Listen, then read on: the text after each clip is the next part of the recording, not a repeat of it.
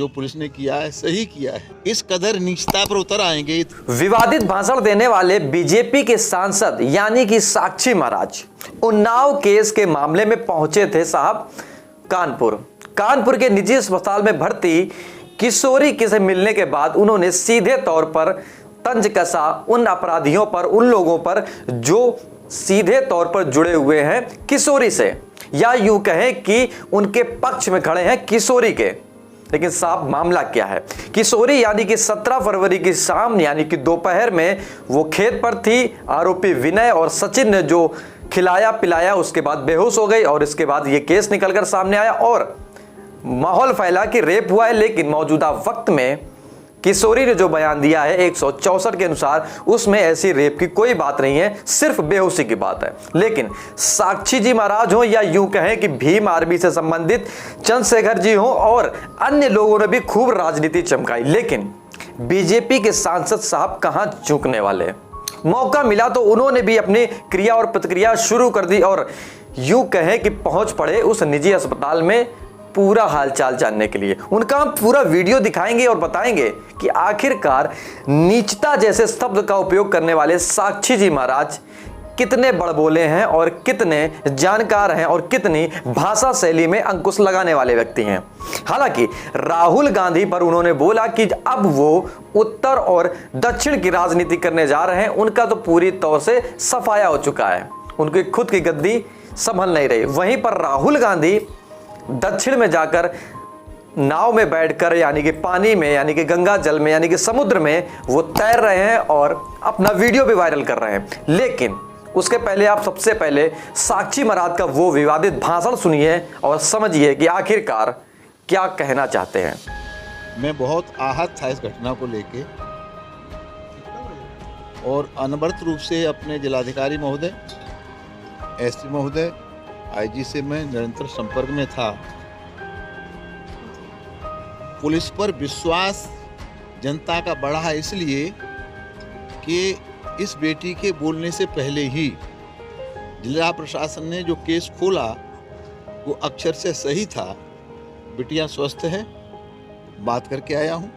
मैंने उससे पूछा कुछ और कहना हो, कोई और दोषी हो, उसका नहीं, जो पुलिस ने किया है सही किया है, यही दोषी हैं।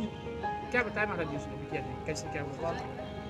अब ऐसी स्थिति में लंबी बातें करना, ये लड़के पे खुलासे सही, लेकिन जो खुलासा पुलिस ने किया है उसकी उन्होंने पुष्टि की और जो कहानी पुलिस ने बताई है उसकी उन्होंने पुष्टि की। अच्छा महाराज जी, एक और बात है कि जैसे वहाँ आप स्थानीय सांसद भी थे, विधायक भी सब कुछ थे, विपक्षी रावण सेना ने बड़े इसको जोर जोर से आरोप लगाए, कांग्रेस के भी कई लोगों ने ट्वीट फटाफट किया बगैर तुरंत। तो इसको क्या मानते हैं? इतनी जल्दी देखिए, घटना घटी, दुर्भाग्यपूर्ण घटना थी, उसकी निंदा की जानी चाहिए। परिवार के प्रति संवेदना, सहानुभूति रखना ये स्वाभाविक है।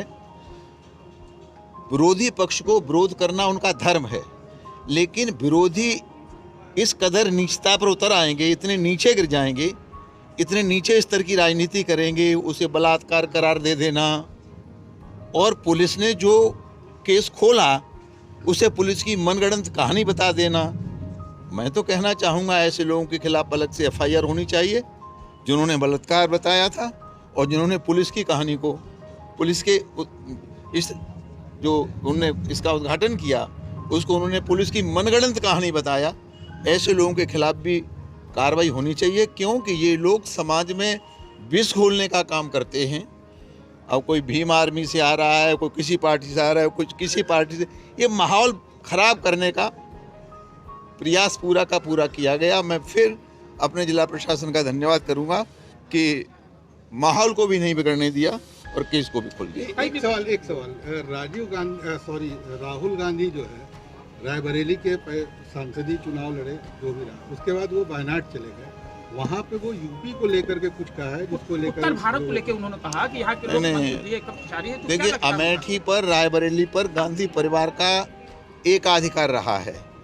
ये कांग्रेस वो है जिसने सदा फूट डालो राजनीति करो, देश को बांटने का, प्यारे भारत के 3-3 टुकड़े करने का काम कांग्रेस ने किया।